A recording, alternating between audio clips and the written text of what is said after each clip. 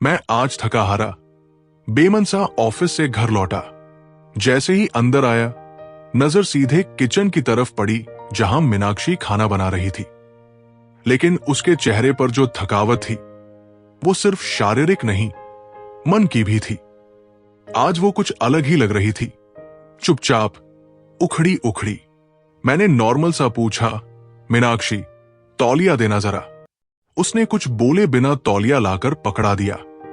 मैंने नजदीक जाकर उसके कंधे पर हाथ रखा और पूछा, क्या हुआ? कुछ परेशान लग रही हो। इतना सुनना था कि वो जैसे फट पड़ी। आपको क्या फर्क पड़ता है? बेटी ट्यूशन की फीस न देने की वजह से भगा दी गई। बेटे को जूते नहीं तो उसे फुटबॉल टीम से निकाल दिया गया। आपको इन सब बातों से कोई फर्क ही नहीं पड़ता। सुबह निकल जाते हो, रात को लौटते हो, बस चादर ओढ़ के सो जाते हो। कभी मेरा भी हाल पूछा है?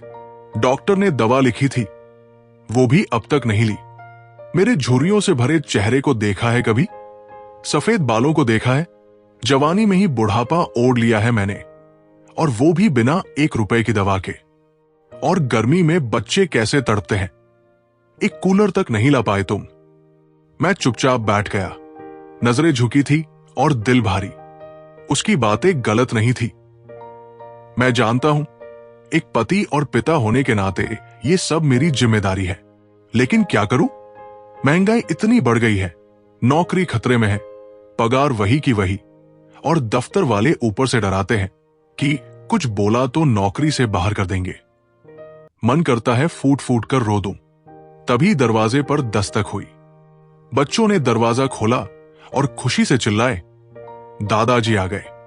मैं तो अंदर से कांप गया, सोचने लगा, अब तो पिताजी भी कुछ पैसे की मदद के लिए आए होंगे। मीनाक्षी ने मुझे ऐसे देखा जैसे कह रही हो, अब क्या बचा है बेचने को? और फिर बड़बड़ाई, जब भी किसी को मदद चाहिए होती है तो हमारी ही याद आती है। बड़े भैया को तो कोई याद ही नहीं करता। मैंने पिताजी से नजरें चुराई, जाकर चरण छुए और बैठने को कहा। मीनाक्षी भी उन्हें प्रणाम करके किचन में चली गई।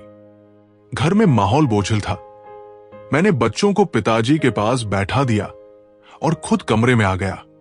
किचन में मीनाक्षी गुस्से में बड़बड़ाती रही, अब क्या? फिर पैसे चाहिए होंगे। इनकी तरफ ही सब क्यों देखते हैं? काश एक बार कोई हमसे हमारी हालत पूछे। मैंने उसे धीरे से कहा, शांत हो जाओ प्लीज। कल तक कुछ भी करके बच्चों की चीजें और तुम्हारी दवाइयां लाकर दूंगा, पर अभी पिताजी के सामने ये सब न कहो, उनका दिल टूट जाएगा। मीनाक्षी चुप हो गई, मगर आंखों में आंसू थे। थोड़ी देर बाद खाना लगा। सब लोग खाने बैठे।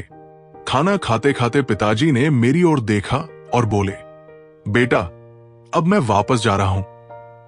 खेतों में काम बहुत है, तुम्हारी मां परेशान रहती है।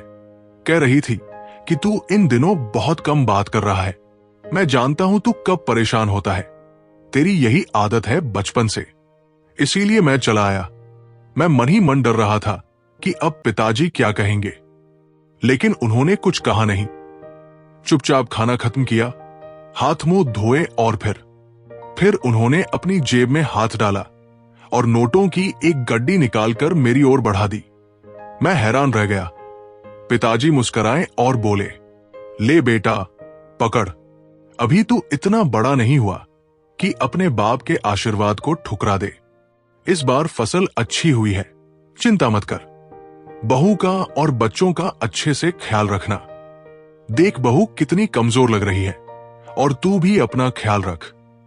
मैं वही खड़ा रह गया, चुप, निशब्द, आंखें भर आई थी।